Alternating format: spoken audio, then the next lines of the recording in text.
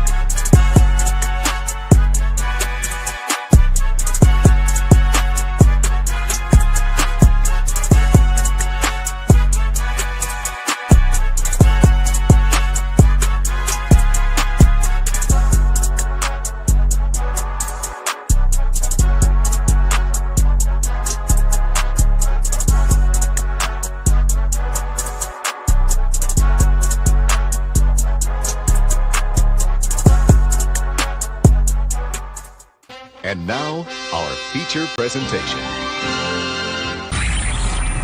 You are watching a master at work. Go get some! What's going on, fellas? My name is Rafael Chacin, and with my co-host Zion Senate, welcome to a brand new edition, a brand new season of the Combat Club, because it is a club where everyone gets a fight. Anytime, anyone, anytime, because this is all about combat sports, 100% extreme attitude.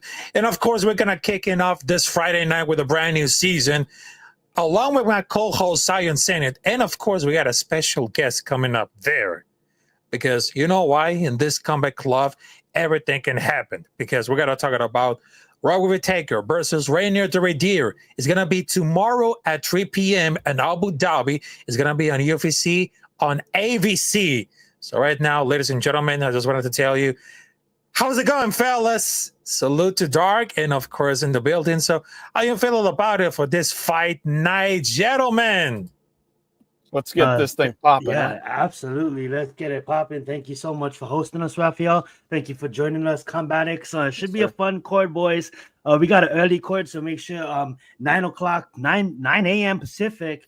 That's gonna be 12 a.m. Eastern, and then going into the day. It's good that we finally probably get to enjoy our Saturday nights. I do love watching the fights on Saturday nights, but it's always good to get a Saturday night off, enjoy with the family and friends. But excited to be here. Go ahead, Combats. Absolutely, guys. Thank you for having me. I'm ready for an entire day of fights. We got LFA in the evening. We got some boxing going on. I mean, there's grappling going on right now. I mean, there's all kinds of combat sports you can get into. Of course, rest in peace to the great Hulk Hogan, the legend out there. But, man, we're ready to get things rolling here.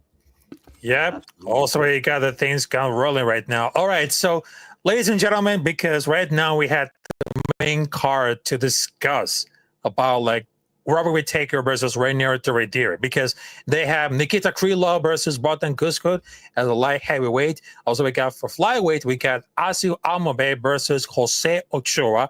Also, for the middleweight, we got Sharabuti Magdodo versus Marc-Andre Barriot. It's going to be a show stealer. Also, they got Pete Young versus Marcus McGee. And, of course, they got the middleweight, Whittaker versus Reinier de Ridder.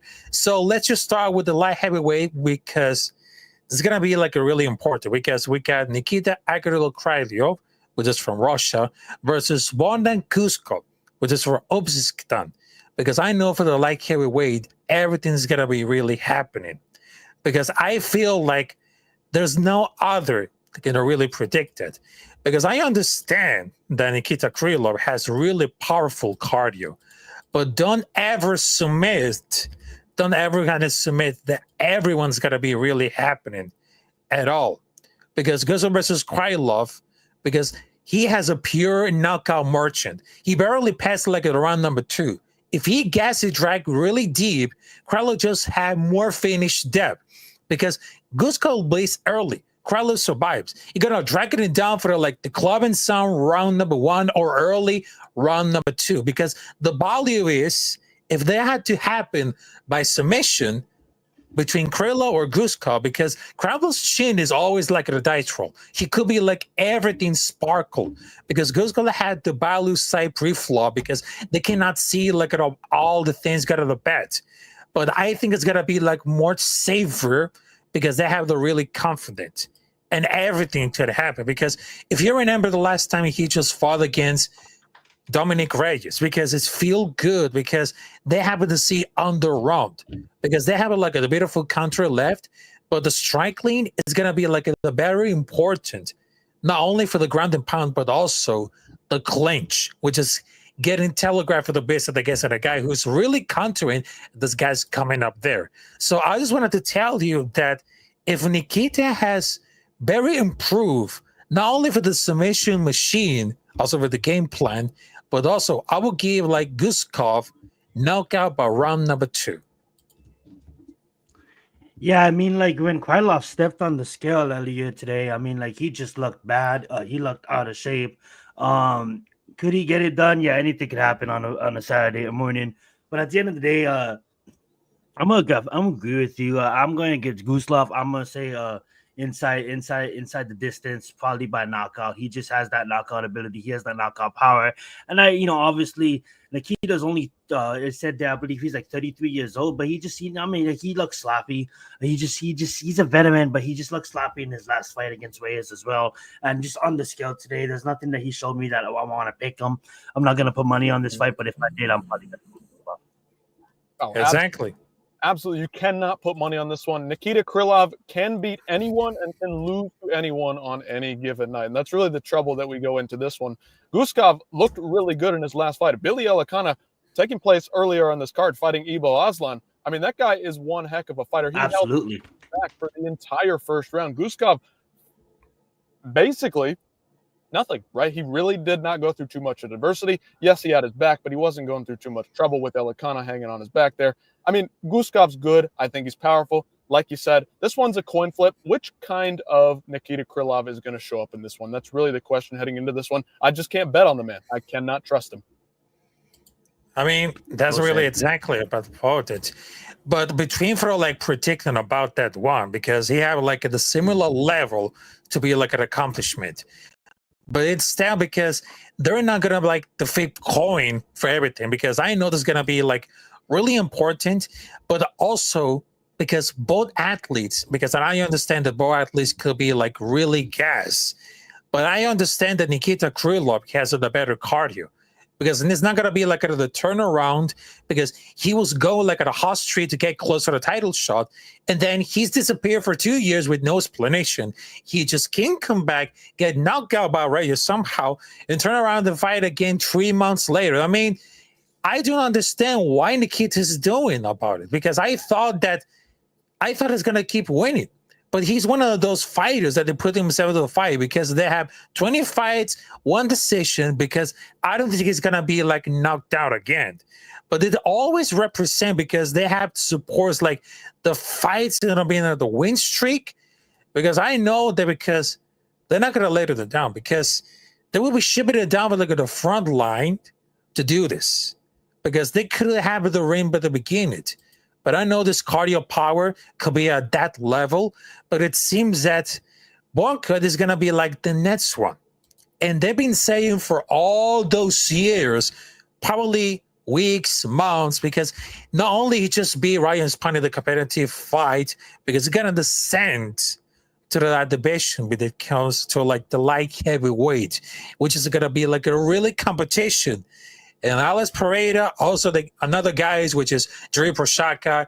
Also, they have, Khalil Roundtree Jr. They got to be careful with that man, which is Vodkin Guskov, because he has amazing power. Yeah, I mean, he's a physical monster. I mean, he may look like Anthony Smith, but he's not paper thin like Anthony Smith. This guy's a muscled up freak of nature. And yeah, to add on to what the boys are saying, I mean, like this guy doesn't go to the distance. When he wins fights, it's stoppages, it's KOs, it's submissions. I mean, like he definitely is getting it done. He's on the three fight win streak, all stoppages. I think he keeps it going. Yep. They always keep it going. All right, so next up we got Asu Amalabe versus Jose Ochoa, part of the main card of the UFC Abu Dhabi. Because if you guys remember, because Jose Ochoa, he just snatched it like a nasty anaconda on the regional scene. And now he's going to fight Asu Amalabe this Saturday. because he held out for 5 years longer than most of the King would. Because who even thought that most of the undefeated fighters are mostly like for the belt? Who's going to break it through? I mean, that's really insane. Really insane. Because I know that if he going to beat it up, it's going to be like a really stack. But also, that happens to like this one. Because it looks like how the greats of Bellator have it done. Because it doesn't have like a really flop anything could happen. Because also like this way, because if you guys remember, but they got injury on the eye, this still looks injured after the Cape fight. But I really think that also Amlabek is going to be like a future fighter. But he has a striking resemblance to Tony Ferguson. But I don't think it's going to be like a change of its identity. But after we all know there's going to be like another pure wrestler on the roster, which is very good. But also, here it is what I think. Because Jose Ochoa, he knows about like getting involved with the striking, and his chin is going to be like a really powerful. But I don't see like it above that level of Asulagnabay. I know if he's from Kazakhstan, which is he knows everything about like high level wrestling. And he made like a debut against Badim Busep back in 2013. And then he was just like, because he was retired to Manuel Cap, which is really insane. And of course, we've been seeing like an unanimous decision against Mateus Nicolau, Jose Johnson, CJ Vergara. But I really understand that, boy, this is going to be like at a high level wrestling versus the striking, which is very important, really important, because they had to do with a lot of different stuffs coming up there. Because he just suffered like their first loss. And I know this is going to be like a pro loss because he was serving like a solid at flyweight as a fight. But also technically he's 2-0 against UFC low level southpaws. Because Ochoa is not the same fighter as Cape. But he's from Peru. It has had excellent striking arsenal. They're still showing fight-to-fight improvements, but the rest of the game is his young age. But I would say that, I mean, I know that Kazakh's fighter is a white favorite, so I'm going to put Jose Ochoa as the underdog because I'm going to take a flyer. But why knockout to the partners to finish at the round number 2? Awesome. Go right ahead, Combatics. Listen, I'm no betting man, but I can bet on Jose Ochoa showing up and showing out in this one. I'm not necessarily going to pick this guy outright. I mean, I got to put some real thought into this. Asul Mabaya, very well-rounded. Jose Ochoa, though, I mean, this guy's dangerous. And to come in on short notice and fight Loner Kavanaugh like that, I mean, that guy put on a fantastic performance. I mean, you really can't do much better against a high-level prospect like Loner Kavanaugh than he did. Even to take that loss, he showed a lot of heart and a lot of grit in that fight, and it was close in moments. So listen, if you're picking this guy, I really got no problem with it. Mm-hmm. Well said, well said. I'm have to go with the Kazakhstan here. I mean, like he did get handled in his last fight, but I just think the experience. I mean, like Jose clearly could come in here and knock him out. I see a lot of people picking him on the knockout. Rafael just did. But I just truly believe if Azu comes in there and utilizes his grappling, and there's going to just be a lot of mat returns. I could just see a bunch of takedowns, mat returns. I want to see Jose if he's able to get back up to his feet. If Jose is able to keep this fight standing, he definitely could win on the feet. But I just see Azu dominating in the wrestling, dominating with takedowns, a lot of mat returns, and showing us the Kazakhstan that we all thought he could be right now in his career. Obviously, not a contender, but still a high-level prospect. But he needs to go out there and he needs to win against Jose. So I'm gonna pick him to win against Jose. I'm gonna just say a decision. I'm gonna say about 5 to 6 takedowns. Wow, this is gonna be like a really amazing. Just well, in time it's for really this mat returns, but in the UFC they call them takedowns. Yeah, and it happens. Right now, here it comes for the explosion. All right, so next up, this is gonna be like a really interesting because they have Marc-Andre Barrios from Canada, as known as the Power Bar, versus Sharabutin Magurumbo from Dagestan, Russia. So this is gonna be like a really excited to be on this stage right now, because the 31-year-old Michael is looking to rebound like an anonymous decision because he just lost against Michael Page, which is the only first loss of the MMA career.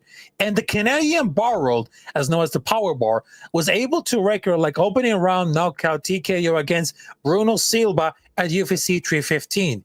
But Barrios has one age rate advantage, which is like a holding seats 0.2 to 8.7 significant strikes per minute. But I know this is going to be like something that doesn't really happen. But I really know that they wanted to take it at the side because that's too many risks, everything. Because I'm going to have to the distance, but it's not going to be like a really effective at all. Because I know that Sharon the team is really, really stacked about like the middleweights. But it seems like I just wanted to give it like a lot of opportunity because he has no better strike lane. He knows how to winning, go after the losing it twice because he has gone for the distance. Because I know he was 4-0 for the first two fights, and his signature win was Armin Petruyan last October and knockout in the second round. But I really understand because both men are know each other for the knockout, which is like very difficult to predict that one. So I just want to say, show what I'm going to do. I would love to say this because I'm going to pronounce very well. So I'm going to do with a knockout round number 2 because he really understands really well with the knockout power, which is really insane. But also with the chin of Marc-André Barrios is very, very solid. But he doesn't have like the proof they had to go for like going for the distance. And I know for the grappling strike lead of Marc-André Barrios could be a shocker against Sharon McAdoo.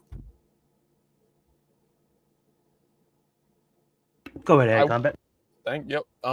Listen, Shara Bullet looks really flashy, really fun to watch, really dangerous. He looks like he's got some pop in his shots, more so than other guys.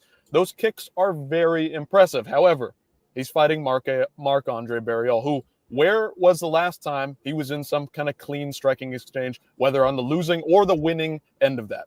Very, very much a gritty, bite down on the mouthpiece, aggressive, push forward fighter. Now, that could mean that Sharaputin is able to pull off some kind of a counter attack and knock him out in that fashion, much like Rafucho alluded to. However, the way that this is being predicted, the way that it's picked, the way that the betting line is so wide, I'm not so sure people are understanding the level of competition that Sharaputin has beaten up to this point has not been all that fantastic. He was losing that Arman Petrosian fight. Marc-André Barrios arguably is not quite as good as Petrosian, but he's just as tough. Can he withstand the barrage of Sharaputin early? Of course, the guy's got the cardio to go the entire 3 rounds, but listen, some of these guys that he has beaten in the past and let them survive to the bell, Sharaputin, that is, I'm not liking it.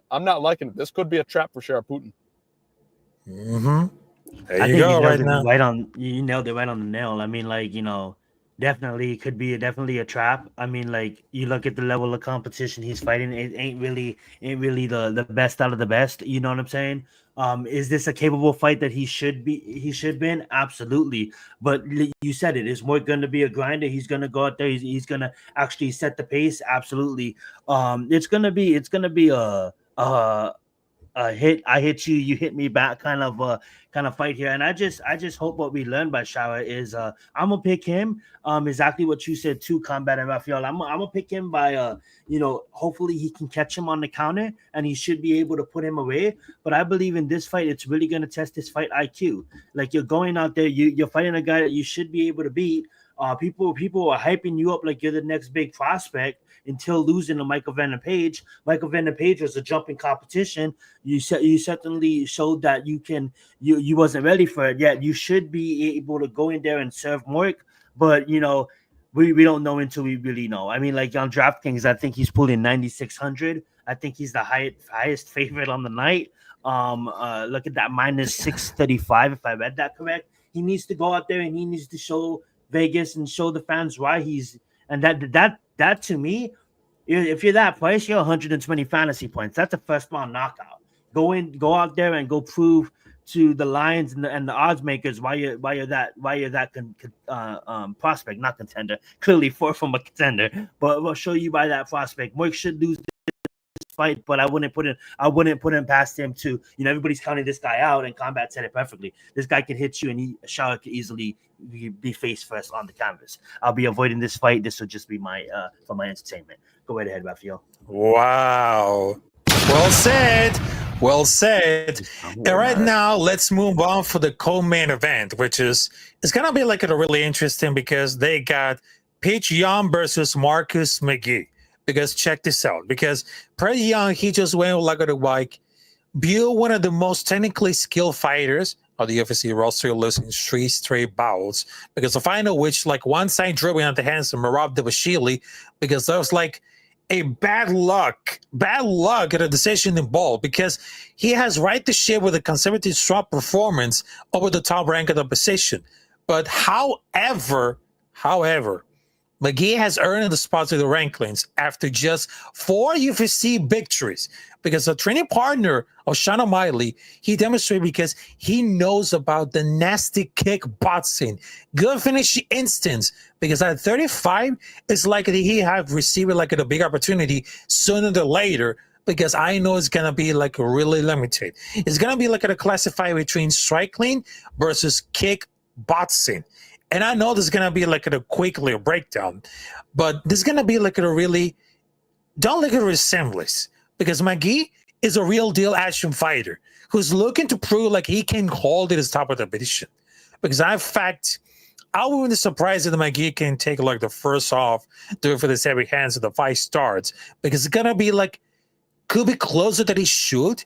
But considering like the tendency, some judges where they have to always like rewarding to the perceived biggest shot of the round, but the favorite is gonna be like more consistent and effective. So I'm gonna pick Petr Yan to edge up with the decisions on the scoreboards, because I know because John is prepared to back on track after the ended 3-fight skid, because he turns like a strong 2024 campaign. Making a 9-0 decision over Son Yadon and Davidson Figueiredo. He has been impressive to his father at the UFC, because he had the 4 fights in.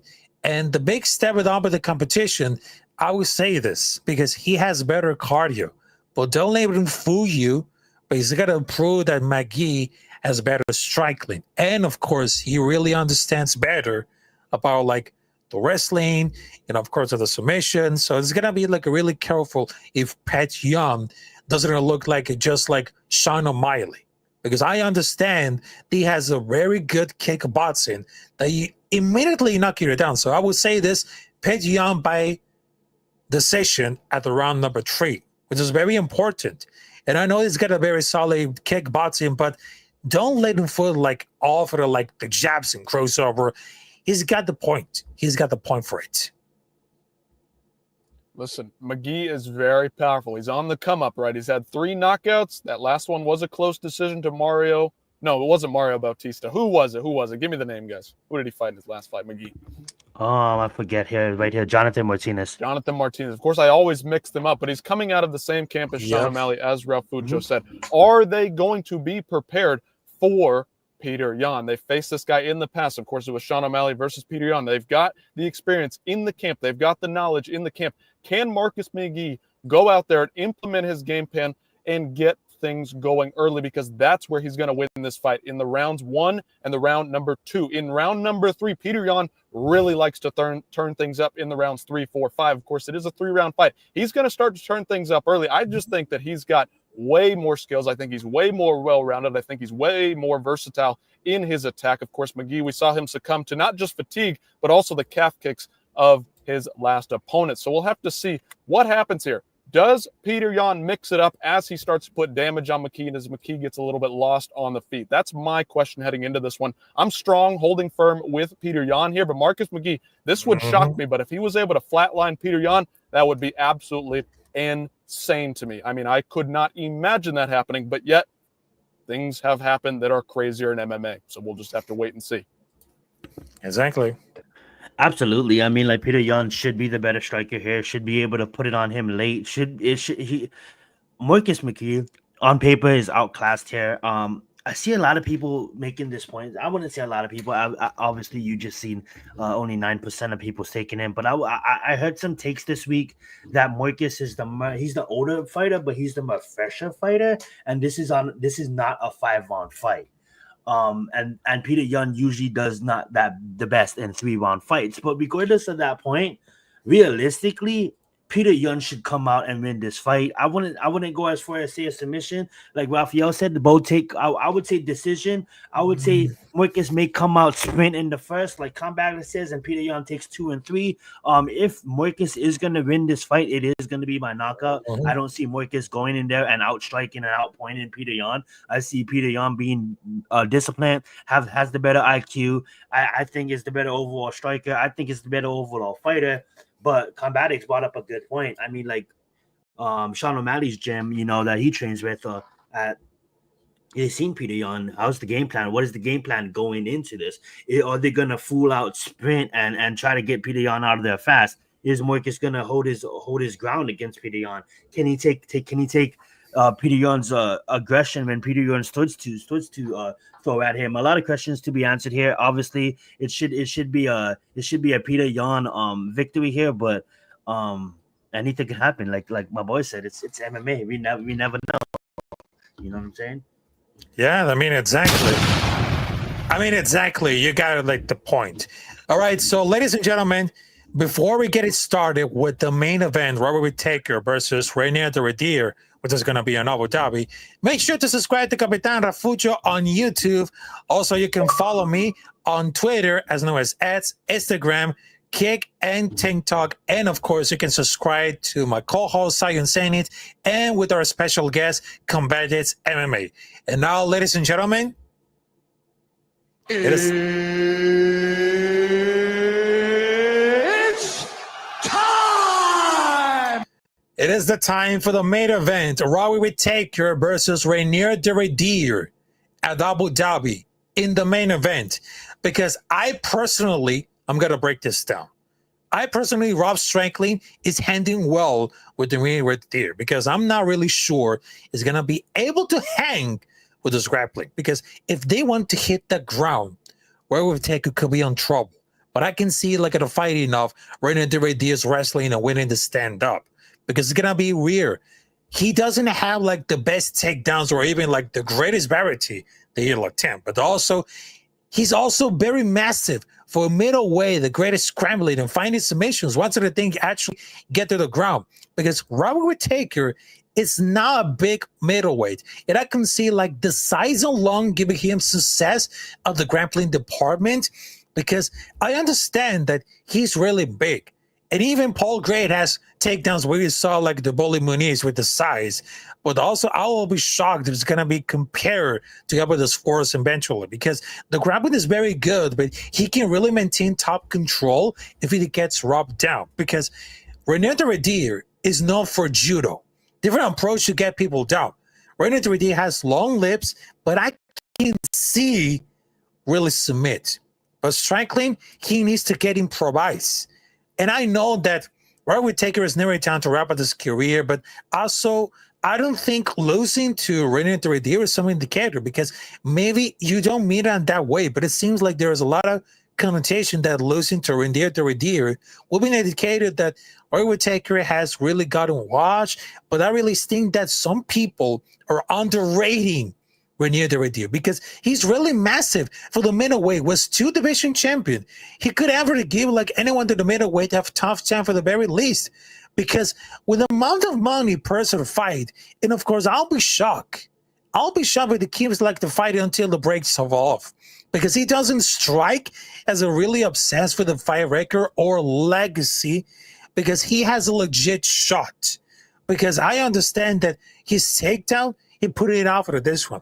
I know it's very technical, really enough, but for this physical presence and size physicality with suffocate pressure, using the good clinch to wear and weight down a Whittaker that eventually is going to take down, that's the way they're going to do it because the game plan is doing for the strike, going after the chin, and of course, submission. Because I understand that Robert Whittaker, he wants 4 more fights before he's retired. Because during the position, they have a fairy tale ending.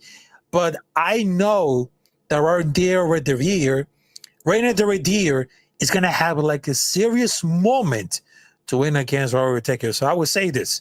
Give me Reinier de Ridder by submission round number 2 or 3 against Robert Whittaker? Man, you know what? In this day and age, in this world of MMA where we've got Dricus du Plessis as champion, the crazy wild man himself, Reinier de Ridder, he's being linked to Dricus in the style that he fights. He's nowhere near the same as Dricus. He does not have the acumen on the feet, but this guy on the ground is an absolute killer. He is a Burmese python. This guy has only lost to a juiced up Anatoly Malkin. Now, I love Malkin, but the dude was absolutely huge in there, and he made de Ridder, who's also a huge man. You look at the face-off picture. Robert Whittaker looks like he's in 2 weight classes below de Ridder. De Ridder looks thicker, wider, and way taller than Whittaker. This is a dangerous matchup for Robert Whittaker. When I saw them at the face-off, I immediately knew something is different about this. I'm leaning towards Robert Whittaker, but today, after seeing that picture, I don't know. De Ridder, very dangerous in the clinch from every range. As you said, he has the judo throws, not a traditional takedown artist, but this guy can get to your back and sub you from absolutely anywhere. He does not have to have all of his hooks sunk in just to grab a hold of your neck. This guy is an absolutely fantastic finisher. He goes for the finish. He takes a lot of damage. Even if this fight goes to the 4th and 5th round, I can still see him pulling off the submission. Robert Whittaker is going to have to be very careful here and fight to a decision because I'm not sure he can put away a Reinier de Ridder who's just too tough. Exactly. Yeah, you guys took all the words out of my mouth. Early on in the week, I was going for Whittaker just based off of experience, and then seen the face-off today. And then if you look at Robert Whittaker's resume, he usually doesn't do good against bigger fighters, and he's not one to really go against that much people with the level of BJJ that this guy brings to the table. I mean, like, obviously Chimaeva's wrestling is Reiner superior, but at the end of the day, we've seen as soon as that hit the mat what Chimaeva was able to do to Robert Whittaker. I definitely was taking him early on in the week.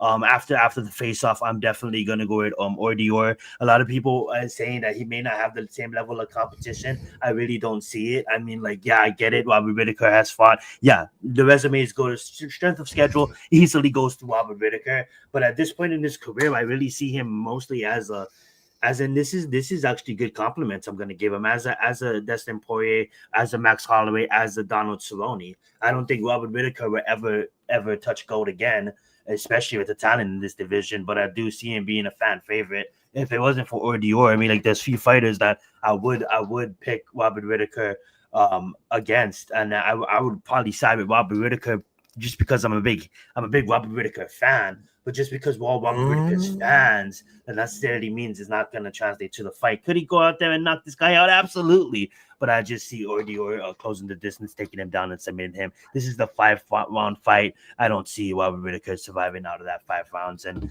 the Granite is absolutely right, 2-time champion in the one organization. Definitely not the same talent here, but you know what, he did what he needed to do.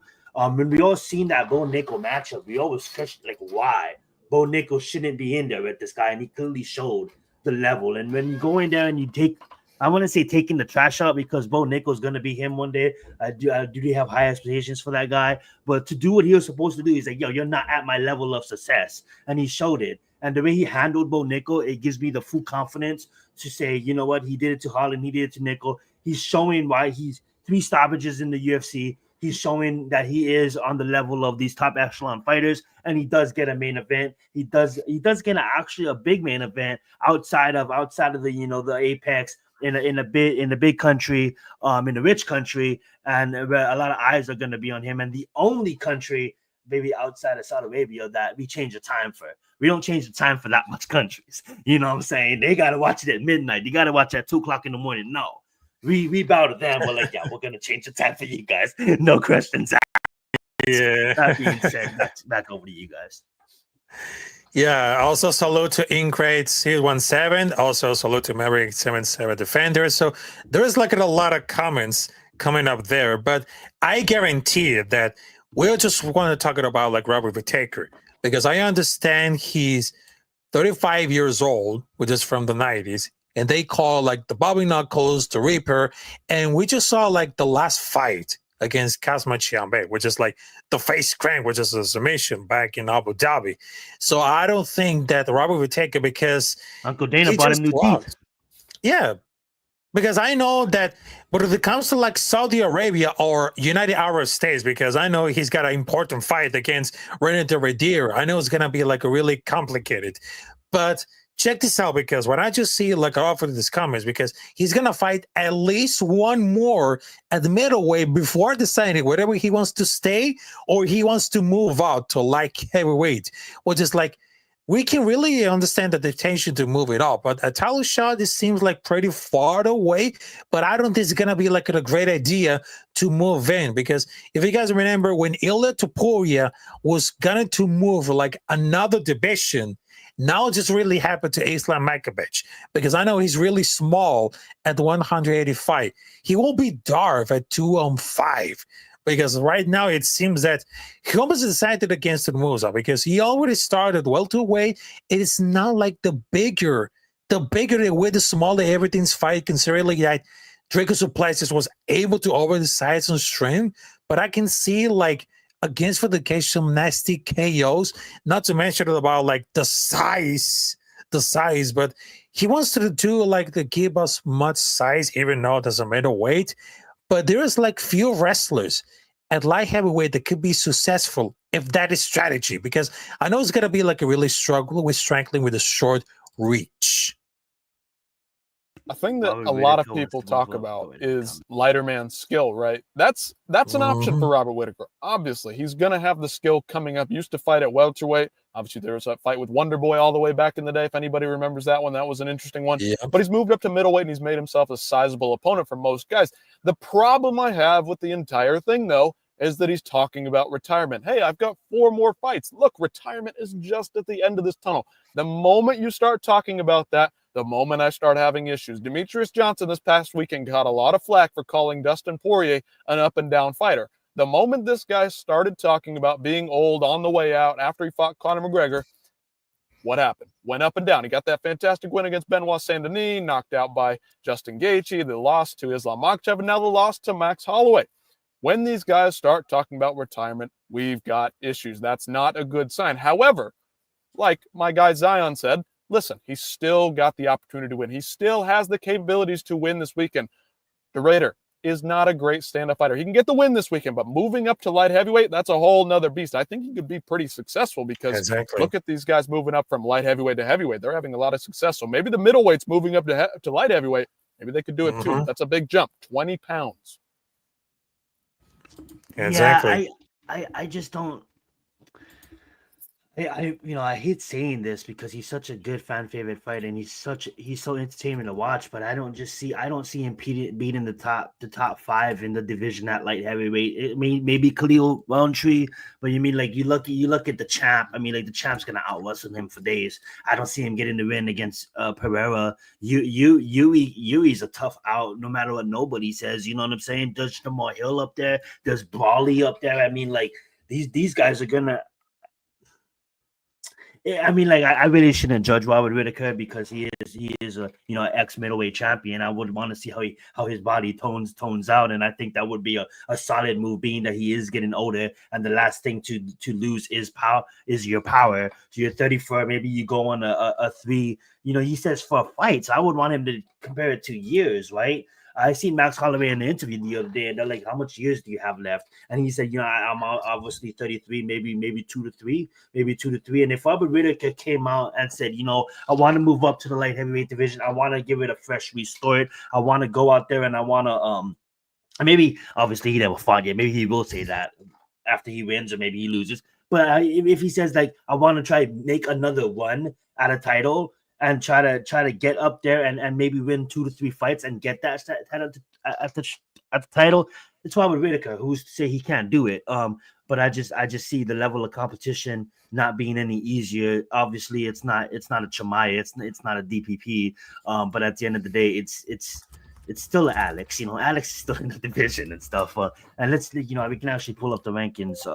For you guys can see what I'm seeing as well. There's people he could beat, but that's the fun thing about the sport, right? I mean, like there's people say the UFC is dead right now. I just don't see it. It's just the changing of the guard. We're seeing it from division after division. Ilya, Jack, it's the changing of the guard, and we're gonna see it soon here in I'm gonna bring up his name again. You know how I feel about Shakurat. We know how we feel about Chimaev. You know what I'm saying? Yeah. There's a young stud down here in Leon Murphy. You know what I'm saying? It is the changing of the guard now. And then does Robert Whittaker, can he? My question to you guys is, he goes to light heavyweight. Do you guys think that he can make a run? Or do you guys feel like like what I'm thinking he's going to be just a fan favorite, go out there fighting the prize fighters, kind of like a Dustin Poirier. Fans are always going to respect him, future Hall of Famer, but never really going to see gold again. I want to hear you guys' opinions on that. That sounds really fair, because I just see like the UFC rankings, because after we've been seeing about that, I mean, that makes it a lot of the difference. Look at this guy. Yep, that makes it a lot of the difference. Yes, I know that some of the divisions is really stacked. And speaking about like really stacked, because they're right now, because they just announced 4 fights in the month of October, because I'm glad that you just brought like the rankings, but I'm going to show you this right now. All right, so check this out, because in the month of October, they got a great rematch between Magomed Ankalaev versus Pereira, the second part. And I can see like potentially a revenge coming up there, because we just saw that Alex Pereira lost against Magomed Ankalaev for that title. But I can see that Alex Pereira could really strike the gold. And not only Ankalaev versus Pereira is going to be on the books, but also they got Merab Dvalishvili versus Corey Sandhagen. And I know, because it's not going to fight against Sean O'Malley. It's not going to fight against Umar. Not going to do. It's not going to fight Pete Young. He's going to fight against the number 4 on bantamweight, which is really, really good, because we understand that we just won against Davidson Figueiredo at UFC on ESPN 77, which is really important. Also, there was another fights coming up there at the month of October. They got Prochazka versus Khalil Roundtree Jr. So this is going to be like a mythical warrior style, because we understand that Jiri Prochazka is a mythical warrior, just like a samurai. And Khalil Roundtree is the master of submissions, the master of knockout. But also we can see the first title defense of Tom Aspinall versus Cyril Gane, the number 1 contender of the heavyweight. Because we all know that he just won against Alexander Volkov back at the UFC 310, which is on December 7, 2024, which, as a matter of fact, is going to be like a really amazing. But between for like UFC rankings, I can see for the bantamweight, I can see that if Merab Dvalishvili could have lost against Corey Sandhagen, I mean, that could really happen a lot, because we've been seeing that we understand that Merab Dvalishvili just won against Sean O'Malley, but it's going to be like really careful to see Corey Sandhagen with the record of 18 wins and 5 losses. The number 4, the bantamweight, I can see like probably is going to be like an upset, but between for like UFC 320, which is going to be Ankalaev versus Pereira, Pereira is going to bring out back for the gold. Bring him back for the gold. And Jiri Prochazka versus Khalil Roundtree Jr. is going to be like really exactly really close, because he was focusing on Muay Thai. And I really know that he got more skills, because he just won against Jamal Hill, which is good. And he just lost against Alex Pereira in October 5, 2024 with a knockout. But I can see, because the month of October is going to be really stacked for all those combat sports, because they have lots of revenge and, of course, lots of great opportunity to take all over for those champions. Could we see the belt change hands 3 times? I don't think 3, but we could have 2 on the same night at 320. Magomed Ankalaev is the single most boring champion we have right now, but he's a damn good fighter. Alex Pereira was scared of the takedowns in that one. Magomed, did he even shoot a single one? No, he didn't, and he still got the win on the feet against one of the best strikers that we have ever seen. Meanwhile, Corey Sandhagen, that guy's got some great scrambles. Very underrated grappling that guy has. It's a one-shot KO chance that Corey Sandhagen has. He also has the chance to avoid the takedowns and point fight. Could he do it? Would it be boring? Maybe so, but he does have the best chance, in my opinion, to beat Merab at this point. Umar still has a lot to learn, a lot to develop in his career. He's very young. I think that's the guy ultimately at the end of the day that will come and beat Merab, but Corey Sandhagen does have a great chance to do it. Man, Alex is such an exciting fighter, man. Why did he have to lose? But that's MMA for you. I do honestly think that. I mean, like, hopefully he spent the last 6 months practicing takedowns, because I do think we might see some this time around. Magomed is a I don't even know how to pronounce this guy's name, but he's a motherfucking monster. He's boring as hell. Yeah, he's like a Bahar Muhammad, but you know, he's like that. He's like the guy in featherweight, that 19-0 motherfucker that doesn't get his title shot because he's boring as hell. But at the end of the day, I feel so sorry for him, you know. But at the end of the day, the bone I want to pick with is like, dude, the UFC heavyweight division. It's like, you know, you win one fight and you immediately get a shot at the championship. I mean, like, Ciryl Gane won 2 fights in the last 2 years. He won 2 fights, and I guess I mean, like, he is deserving. So it is a heavyweight division. But you know, part of me wanted to see Derek Lewis, the Black Beast, get his. Maybe his is after. Exactly. But, obviously, Ciryl Gane was already in the discussions, you know, and he gets Tom. I'm sorry, Ciryl Gane, but I don't see any way around. Did Gane even beat Volkov? Yeah. I mean, there's a real question in that fight whether he won that one or not. You know. It's scratching my head there, but obviously there's probably in talks. But I just hate how these middleweights. It's like, yeah, I fought one time a year and I get my title shot. It's like, it is what it is. Though Corey Sandhagen, I love watching him. Very entertaining fighters. Definitely shows to be in the top 5. Certainly has the skills to be a champion. But if this luck is Moab's champion in his division, and that guy, until proven otherwise, I mean, like, is a damn cardio machine. And not only that, but to be able to develop a striking game in as fast as he has is absolutely awesome to see. But I do want to see him against a guy that is bigger. Sean O'Malley's big. We're bigger than him, but Sean O'Malley doesn't have the technical skills on the ground that Corey Sandhagen brings to the table. And when you have that damn long leg spider on your damn ground, anything's possible. So that's a fun matchup. And can we just say that 320 in total is just a fire court from top to bottom, especially the main fight and the two events. I mean, like, should be a fun out. And you know, John Jones re-entered the testing pool. Allegedly. That's a guy. That's a story for another day with that leprechaun. But allegedly has entered the pool. But the one we can't wait to see is Amanda Nunes. That's the one we really care about. She's probably going to be coming back before them two bozos, and we can't wait to see her fight again with Kayla Harrison. But that's a story for another day. Back over to you guys. We cannot wait to see that. All right, so before we guys wrap it in right now, because I understand that the month of October is going to be like really stacked for the UFC, because they have good revenge, good fights, and of course they have something really important. But I understand that there is a lot of athletes coming up there, because we all know that all over those fights between for like the preliminaries and the early cards, because we've been seeing like everything could happen between for like the striking. But of course, because I just wanted to tell you about this one, because I just see one of those comments, because do you guys remember Ilo Topuria? And he believes that he will beat Prime Conor McGregor if they fought today, because it's saying like he was involved too much since the Conor McGregor era, because right now he got 2 belts.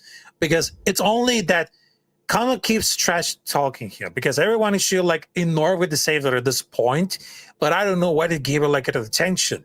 But between for like all over those rankings and between for like the experience, the striking, and of course the ground and pounding, because he defended his featherweight belt so much, because he's accomplished more than Conor ever did, because there's like a lot of factors, not to bias, because it will be competitive. When you think like the truly prime Conor was striking, better than Topuria? I don't think, because Topuria is just like more complete fighter, because they have the rest of a chance. I'm not trying to jump combatics, but I don't even think that's a valid question for the community MMA. Conor McGregor had no ground skill, had no ground game.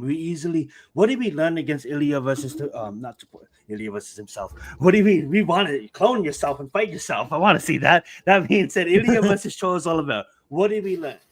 We learned that Ilya was able to reverse Oliveira in the middle of a takedown and then land on top. That takes a lot of physical power, and to do that against someone like Oliveira, it takes a lot of skill. Then be able to immediately take him in the crucifix. Conor McGregor could only wish and dream in this prime if he could take Oliveira and put him in the crucifix that fast.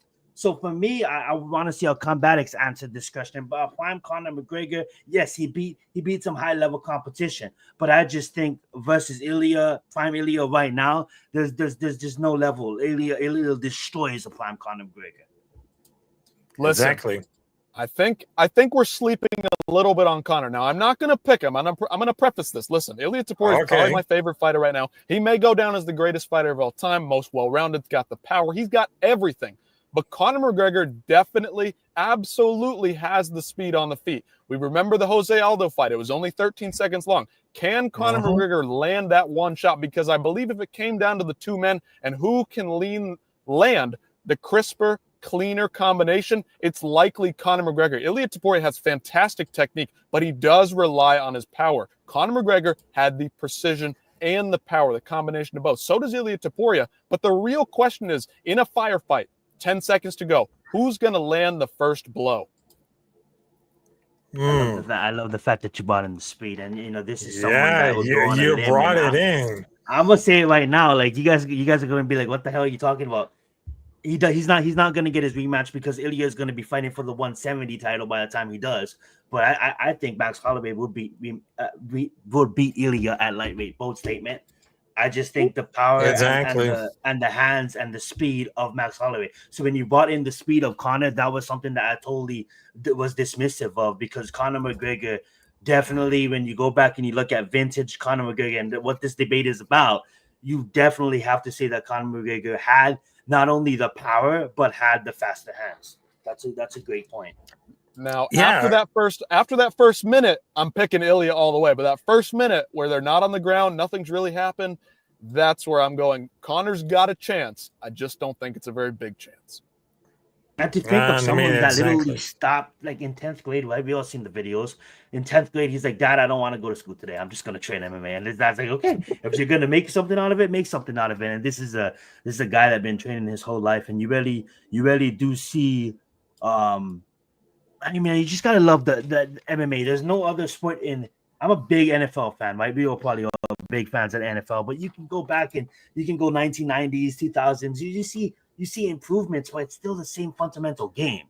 You go take fighters from the 90s, they'll get absolutely demolished today. And just how the game changes, and did you see the evolution of now we honestly thought we wasn't going to get anything better than GSP's prime and Anderson's prime, and now we get Ilya's prime and Chimaev and DPP, and not that they're in the same breath, but someone who is in the same breath is Islam. You know what I'm saying? And it's just fun to see. Exactly. And I understand that it really makes sense because they gotta work it out, but I know that Ilya Topuria is more complete because he understands really better with the kickboxing, because he really invested a lot for like the striking and of course with the ground, but he had to bottle because it's not that really ridiculous, because it's gonna be like a really next, but putting under the back because it really makes sense because he's more experienced, but of course I don't see it like really complete because he understands the kickboxing, and of course he learns a little bit of jiu-jitsu, which is really great at all. And I just wanted to tell you guys, thanks for joining at this brand new episode, this brand new season of the Combat Club. Thank you, Science Sandy, our co-host, and of course our special guest, Combatits. So Combatits, I just wanted to tell you, where can we find you all over the social media that I can see all over those videos, those predictions, that the people will love to see that? Hey, guys, listen, thank you for having me. Audience, thank you guys for enjoying this. Capitán Rafucho, Captain America, Zion Zenith. What a performance you guys put on here tonight. I tried to keep up. I'm not a picker. I'm not a big better guy, but I try to keep up, do my best. Listen, if I had more time to make picks and, do some tape study, I could get into it, but that's not my jam. I like to stay up with the news and just talk about MMA in general. You can find me at Combatics. You can read it right there. Combatics, all the social platforms, Combatics MMA. You'll find me. It'll pop up. I'm sure I'm growing somewhere. We're doing this just for fun, not for the fame, not for the money. We're just trying to put on a good show and bring all the casual fans up to that hardcore status. That's the mission of my channel. It is right. Also, you can subscribe to our channels on YouTube, Capitán Rafucho, Zion Zenith, and of course, you can follow us on Kick, Twitter, Instagram, TikTok. We are all over here on the social media. And remember, guys, UFC on ABC is going to be really epic. They're going to bring the Thunder and Lightning at 3 p.m. Eastern Time, 12 p.m. at the Pacific is going to be at noon. So thank you guys for coming in right now, because we just see the channel of Combatics MMA, which is going to be really important. So you got to stay Can I say this real tuned. fast? Thank you so much for joining the show, Combatics. And I just have a raw thought. Okay, opening of the White House cord. All right, opening cord. We have a grappling match between Elon and Mork. Let's just make it happen, right? I don't see them fighting MMA, but let's just open it at the White House. What's more American than that? You know what I'm saying? Yeah. Make it happen right now. Yes. Yeah, make it happen. All right, so ladies and gentlemen, we're out of here. Thank you, guys. And of course, this is the Combat Club. We're opening to a brand new season. This is the season number 2 of the Combat Club. Thank you, Combatics. Thank you, Zion Zenith, or co-host. And of course, right now, tomorrow, I'm going to do the watch party of the UFC on ABC, where Whittaker versus Reinier de Ridder on my channel, Capitán Rafucho. So right now, ladies and gentlemen, have a good Friday, have a good weekend. So we're out of here. So take care, because this is the Combat Club, 100% stream attitude, because in this club, we are born to fight. Salute to y'all, and good night.